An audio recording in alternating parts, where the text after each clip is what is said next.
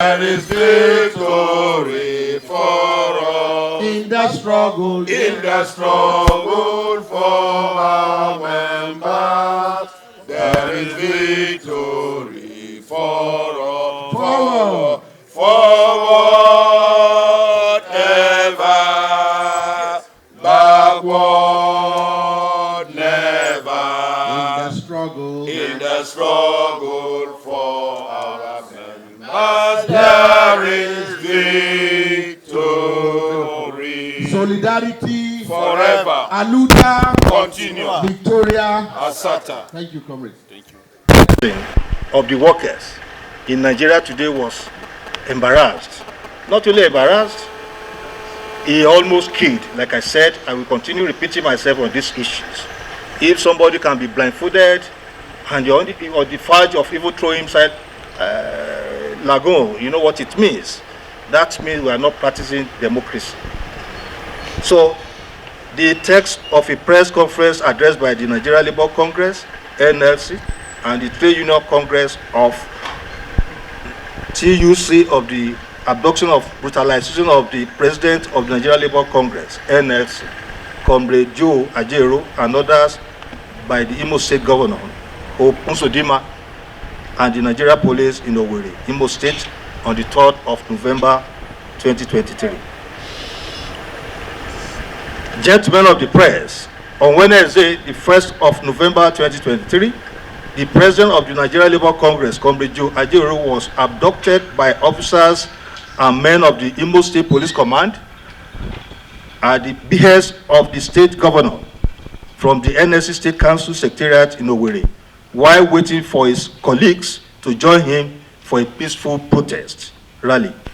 They came in a convoy of vehicles and gun trucks, hooded and armed to the teeth.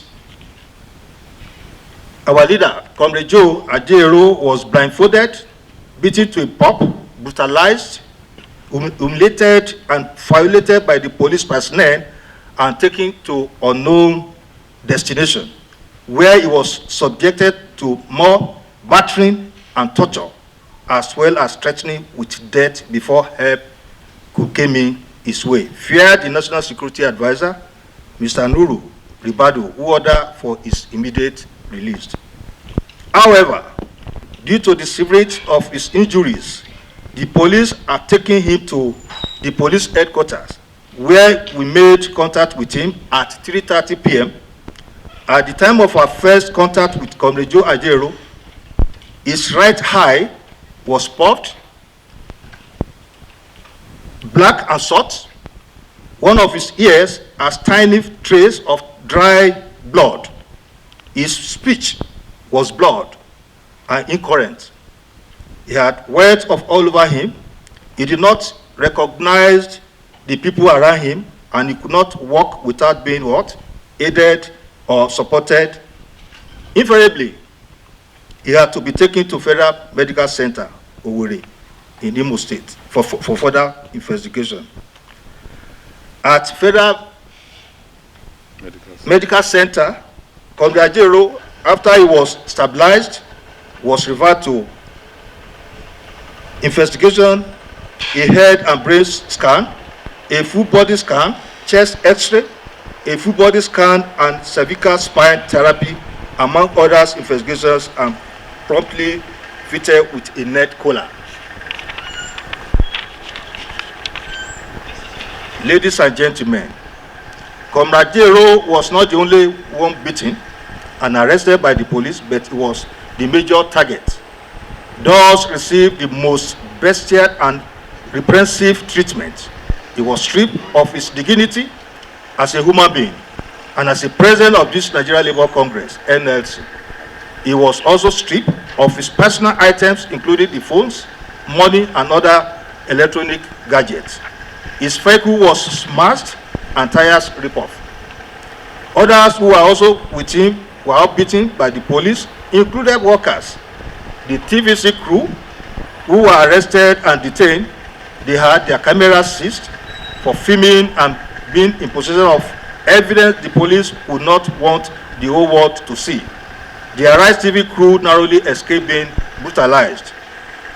Earlier on, hoodlums sent by the state governor and stationed themselves around the streets, including the secretariat, where while beating up workers who had reported at the secretariat and dispensing them of their personal items, including money and phones and laptops. We are worried that it has come criminal for workers in Nigeria to gather for a peaceful protest when Section 40 of the Nigeria Constitution and the international convention like the Universal Declaration of Human Rights, the African Chapter on Human and People's Rights, including ILO Convention 87 and 98, guarantees the right to freedom of association and the right to bargaining collectively.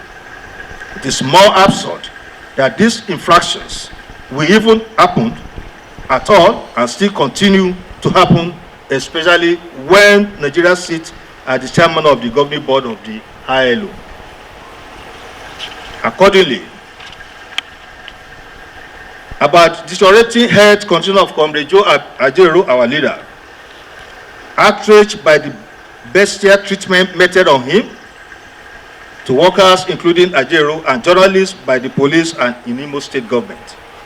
Stunned by this complicity of a federal agency such as Nigeria Police, irritated by the defense of the Imo State Police Command that only took Comrade Ajero into protective custody from where he emerged, battered, consumed, puffed, hide, debilitated, and condemned.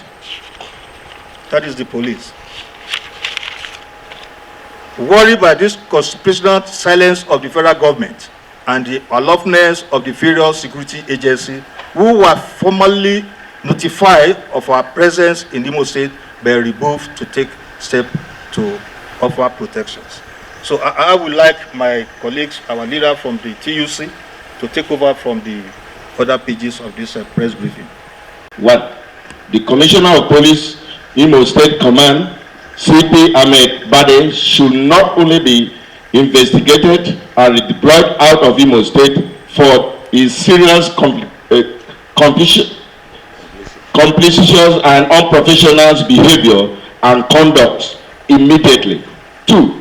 The area command of Nigerian Police Force and all other officers and men in Owerri, through whom the police commissioner supervised the brutalization and humiliation of Comrade Ajero and other workers, be relieved of his office and stripped of its commission. 3. Mr. Nwaneri Chinesa, advisor on special duty, who supervised the terror on workers and partial brutality meted to the corporate president, Comrade Joe Ajero, be arrested immediately and prosecuted for his crime against workers and the president. 4. We demand an immediate, independent, and unbiased, thorough professional medical examination of Comrade Ajero in light of his physical and psychological injuries inflicted upon him. 5. Other workers and journalists subjected to his inhuman treatment by the police and the Hope Uzodinma's group be treated by the states and all the properties lost be restored immediately. All outstanding industrial relations issues as preciously agreed in the Imo State government be implemented immediately. We further resolve that in the events the government failed to comply with any or all the conditions above stated, NLC, TUC, and their affiliates will no longer guarantee industrial peace and harmony in Nigeria beginning Wednesday, 8th of November 2023, while a joint National Executive Council NEC meeting of the two labor centers will meet to decide the next course of action. We find it appropriate to let Nigerians know the sequence of events that leads to going to Imo State for peaceful protest, but which was aborted by police and hoodlum recruited by the state governor. This has become necessary so they do not fall victim to government's propaganda or police disinformation and misinformation. We have police fictions that we disobey court order, but we want to know which court order. Our lawyer was in court last week and the matter was adjourned till today. Let us assume there was a court order. When was it granted? And where was it granted? How was the order obtained? And on whom was it served? And when? Comrade, let us assume there was a court order. Now, back to the sequence of events that leads to our going to Owerri. 1.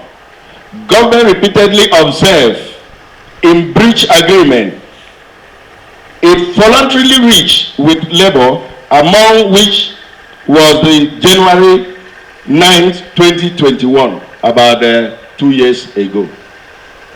2. Non-payment of salaries and pension for upward of 22 months, in some instances 42 months.